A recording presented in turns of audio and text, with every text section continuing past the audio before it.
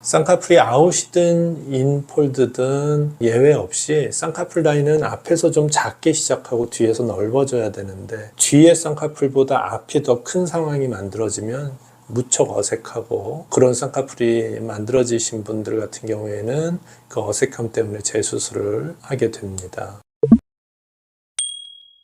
오직 눈성형 미소라인 성형외과 심상배 원장입니다. 오늘은 쌍꺼풀 라인 모양에 대한 이야기를 좀 하려고 합니다. 화면을 보면서 이야기 나누겠습니다. 쌍꺼풀 라인 모양은 대표적으로 앞에 쌍꺼풀에서 뒤로 넘어가면서 소위 아웃폴드라고 하죠. 약간 떨어져서 시작한 쌍꺼풀이 앞에서 뒤로 가면서 약간 커지는 이런 쌍꺼풀 모양을 갖고 있는 유형이 있고요. 또 다른 유형은 소위 인폴드라고 하는 앞쪽에서 쌍꺼풀이 이제 파묻혀서 중간에서부터 쌍꺼풀이 드러나기 시작하고 이 작은 쌍꺼풀이 뒤로 가면서 점점 넓어지는 이제 말광형 쌍꺼풀이라고 하거든요. 이런 모양의 쌍꺼풀을 선호하게 됩니다. 앞서서 보여준 쌍꺼풀이나 지금 보여드리는 이 인폴드나 아웃폴드나 쌍꺼풀 라인은 앞에서 좀 작게 시작해서 뒤로 넓어지는 게 일반적인 모양입니다. 이렇게 일반적인 모양이 유지가 됐을 때는 취향이기도 하고 눈의 형태적인 특징 때문에 나타나는 모양이기 때문에 자연스럽다라고 이야기할 수 있는데, 이 모양에서 벗어나는 경우에는 흔히 어색하다라고 하고 보기 싫은 그런 쌍꺼풀 모양으로 생각하게 됩니다. 환자분 예를 들어서 설명을 해드리면요, 지금 이 사진에 있는 환자분 같은 경우에 물론 이제 전반적인 쌍꺼풀이 깊고 어색함이 분명히 있는 상태긴 한데, 특히 이렇게 앞에서 쌍꺼풀이 너무 넓어서 어색한 모양을 갖게 됩니다. 뒤에 쌍꺼풀에 비해서 앞이 오히려 더 큰 거죠. 쌍꺼풀이 아웃이든 인폴드든 예외 없이 쌍꺼풀 라인은 앞에서 좀 작게 시작하고 뒤에서 넓어져야 되는데 뒤에 쌍꺼풀보다 앞이 더 큰 상황이 만들어지면 무척 어색하고, 그런 쌍꺼풀이 만들어지신 분들 같은 경우에는 그 어색함 때문에 재수술을 하게 됩니다. 또 다른 환자인데요, 이분 역시 이제 심한 정도인데 쌍꺼풀이 앞에서 굉장히 넓고 깊게 찝혀 있는 모양을 가지고 있습니다. 이렇게 뒤에는 덮여 있는데 앞에서 산처럼 쌍꺼풀이 만들어지면 이거 하나만으로도 쌍꺼풀이 어색하다고 할 수 있고, 이 부분에 대한 보완이 필요한 것이라고 생각합니다. 조금 전에 봤던 환자의 수술 후 사진입니다. 이 환자분 눈 앞부분에 어색함이 있는데요, 수술 전 사진을 보면 이 앞에 쌍꺼풀이 굉장히 깊게 찝히면서 크고 넓은 소세지 같은 쌍꺼풀이 만들어졌죠. 그래서 오늘 이야기하고 있는 주제처럼 앞부분이 넓은 쌍꺼풀이 만들어지고 뒤에보다 앞에 쌍꺼풀이 커서 어색함이 있습니다. 그럼 이런 쌍꺼풀이 왜 만들어졌는지 원인을 한번 생각을 해보면, 첫 번째는 앞쪽 쌍꺼풀이 엄청나게 깊게 찝혀서 소세지처럼 커진 겁니다. 반대편 눈도 마찬가지로 굉장히 깊어서 소세지처럼 커진 거고요. 또 하나 원인은 눈이 앞에서 눌린 것처럼 덜 떠지고 있기 때문입니다.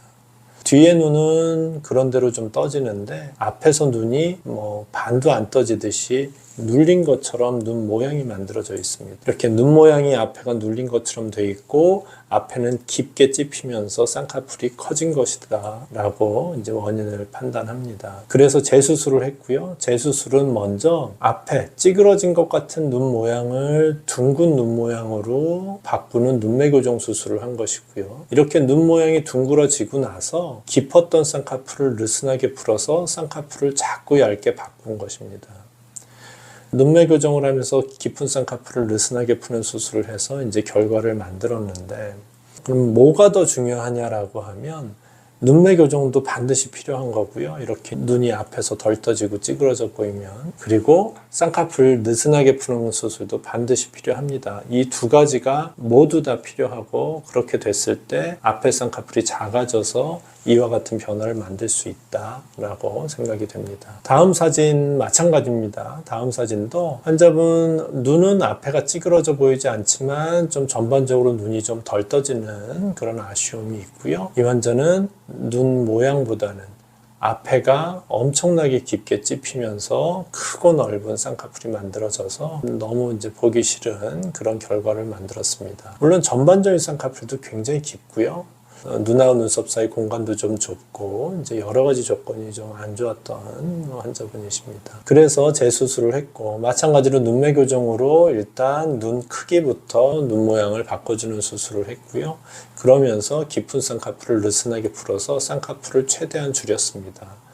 아주 보기 좋은 모습까지는 아니지만 수술 전에 가지고 있던 그 어색한 쌍꺼풀이 좀 보완된 모습을 확인할 수 있습니다. 마찬가지입니다. 앞쪽이 큰 쌍꺼풀, 전반적으로 크지만 앞에가 좀 커서 어색함을 갖고 있어서 마찬가지로 눈매 교정을 하고 느슨하게 푸는 수술로 쌍꺼풀 모양을 바꾼 환자 사진이고요. 이 환자 같은 경우에는 앞에 쌍꺼풀이 굉장히 크고 넓은데 깊지는 않습니다. 별로. 결국 이 환자는 디자인 자체가 앞에서 너무 넓게 디자인이 됐기 때문에 앞에가 이렇게 큰 쌍꺼풀이 만들어진 것이고, 앞서서 계속 보여줬던 깊은 쌍꺼풀 때문에 생긴 어색함은 아니라고 판단을 해야 될 것 같습니다. 그래서 이 환자는 너무 넓게, 너무 높게 앞에가 디자인이 되어 있는 환자분이기 때문에 소위 두 줄딱이라는 수술로 절개선을 아래로 내려서 쌍꺼풀 라인을 앞에서 작게 줄이는 수술을 한 것입니다. 앞서서 환자분들과 같이 눈매 교정을 하고 깊은 걸 느슨하게 푸는 수술로 바꿀 수가 없죠. 깊은 쌍꺼풀이 아니었기 때문에.